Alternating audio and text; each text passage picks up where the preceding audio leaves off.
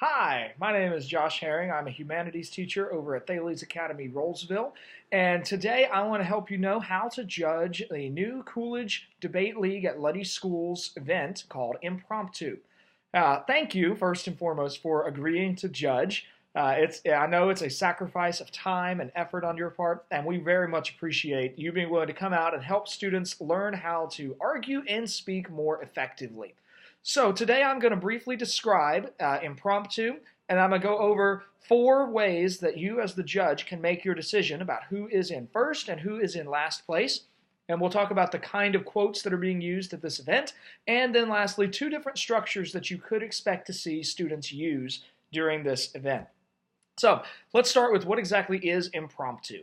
Impromptu speaking is a great skill, and it's something that I think all adults experience. It's that moment where someone asks you, hey, our speaker has gotten sick, can you fill in?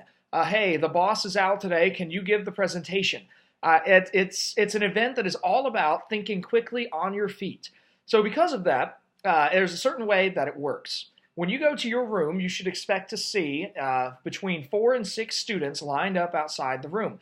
They need to stay outside of the room while you enter, and you place the quote face down on one of the desks. And that's the desk that students will go to when they enter the room. So students will then come in the room. One student will come in the room, and he'll give you his identification information, his student code, or his name, depending on how the ballot is set up. And then that student has a total of 7 minutes. As the judge, it's your job for a speech event to keep track of time. So you'll need to use your phone or a timer or some way to note the time. And you'll let the student know that he has 7 minutes to use at his disposal. Now the student will then sit down at the desk and turn over the quotation. That's the point where time begins. And you need to give the student verbal cues every 30 seconds that he has used that amount of time. 30 seconds used, 1 minute used, 90 seconds used, 2 minutes used, and so on. At the point where the student has had about 2 minutes, the student will probably stand and will then begin delivering you a speech about the quotation. So then that's how this goes. The student should, and then once that student begins speaking, you'll give not verbal time cues, but visual time cues, where you'll need to give them, when they have 5 minutes remaining, you'll hold up 5 fingers. When they have 4 minutes remaining, you'll hold up 4 fingers. 3 minutes, 2 minutes, 1 minute, 30 seconds remaining, the last 5 seconds that you will count them down if they need it. And at the point where they reach 7 total minutes, the speech is over. The student is done. They have said what they can say in this event. At that point, you'll need to make any notations that you want to on the ballot, and then ask the student to bring the next speaker in. That speaker will then do the exact same thing. There will be 4 to 6 of these that occur in the round. And so each student will be they'll all be giving speeches on the exact same quotation, and that then gives you your way to rank these students between first and last based on how many total students are in the round. So that is the round. It's a very fun event. Sometimes students have great structure. Sometimes they begin their speech not quite knowing where it is going to go.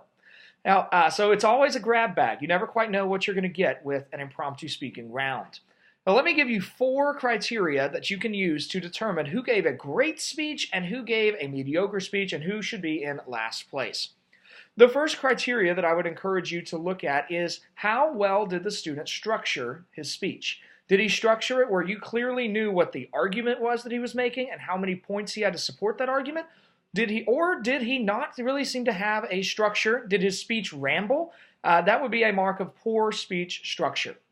The student should tell you things like, my first point is, my second point is, and they should clearly structure the speech so that it leads you to agree with the argument that they are making. Well, the second criteria that you could expect to use is the clarity of articulation. This is a speech event, so we're focusing more on the speech side of things than necessarily the argument side of things. If the student mumbles, if the student doesn't have very good volume, if the student doesn't seem to know that they need to clearly state exactly what they are trying to convince you of, those are marks of a poor speech. If the student is clearly understandable, then they get full marks on that. So articulation is a big deal for impromptu speaking. The third criteria you could use is really what I tend to think of as basic speech skills. These are things that are going to mark a superior speaker from a mediocre speaker. These are things like filler words. Is his speech filled with like, basically things that really don't contribute to the speech at all. They just take up time and space. Does the student have good posture? A good speech is delivered by someone who stands upright and they have good breath support, and that then contributes to articulation. But if the student is slumped over and seems to depict fear and anxiety, well, that really is something that's going to set apart a mediocre speech from a superior speech. One other piece I might emphasize is movement to illustrate points. Students tend to move and when they speak, and the question is their movement intentional? Are they just moving and their movements are distracting, or are they very still and are trying not to be distracting? Still is probably better than distracting, but it's not ideal. What's ideal is that a student starts in one place, moves to another place to emphasize a point, transitions to another place to emphasize a point, and returns to the original point for the conclusion. That's the very traditional movement pattern called the speaker's triangle. If students employ something of that nature where their movement seems to tie to their points, that is another mark of a great speech. So the final criteria, or criteria number 4, that I would encourage you to consider is the strength of a student's interpretation. Students are going to walk into the room and they will never have seen this quote before, and they're going to explain to you what the quote means. Now you're going to hear that, and I suspect that some of these you're going to reject out of hand. There is no way those words mean that. Well, I would encourage you to set aside any knowledge of Calvin Coolidge you already have, or any knowledge surrounding the quote. Take the quote on just its merits, what those words have without any context around them. And then, how well does the student state an interpretation, and then do their arguments support their interpretation? How strongly do they argue for their view of the quotation? That then becomes one way to rank students against each other. And it requires setting aside any preconceived notions of what that quote might mean and dealing with just what the students present it as meaning. So that gives us 4 judging criteria. That was the structure of the speech, the clarity of articulation, basic speech skills, and the strength of students' interpretation. Now let's talk about what kinds of quotes are going to be used. This is a tournament that's part of the Coolidge Debate League, and because of that, the Coolidge Debate League is making use of lots of quotes from President Calvin Coolidge. While the source for this may eventually be expanded, initially we're beginning this with quotes from Calvin Coolidge. So that's going to mean that these quotes are going to be short, pithy statements that are often going to be like proverbs, which is going to give students really one of 2 routes for interpretation. Sometimes they may take it very literally, they may take it abstractly, they might take it as a moral fable, they might take it as a political policy declaration. Just know that your students are going to be giving speeches on things of that nature. You should expect to have significant content-driven speeches rather than really meaningless speeches out of this. Now lastly, I want to conclude this video with 2 standard structures that students may employ. Depending on which tournament you're seeing this at, these structures might be more common. If you have students who are brand new at this, they will be just figuring this out. They may not yet have learned how important structures are for their speeches. In which case, I would ask you to consider that take what the students give you and give them helpful feedback and help them learn how to do better at this event. But 2 standard speeches that are practiced in different regions of the United States. The first is a Midwest standard practice called the 2-point, 2-point structure.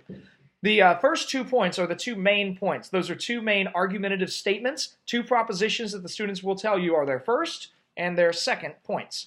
The second point, 2 in the 2-by-2 structure, is the 2 examples underneath each main point. These examples then help the student, or help support the student's main points. So they should give you 2 main points and then 2 supporting examples under each main point. The other traditional structure is typically practiced in the southern regions of the United States, where this is called a 3-by-1 structure, where the students will have 3 main points and 1 supporting piece of evidence for each main point.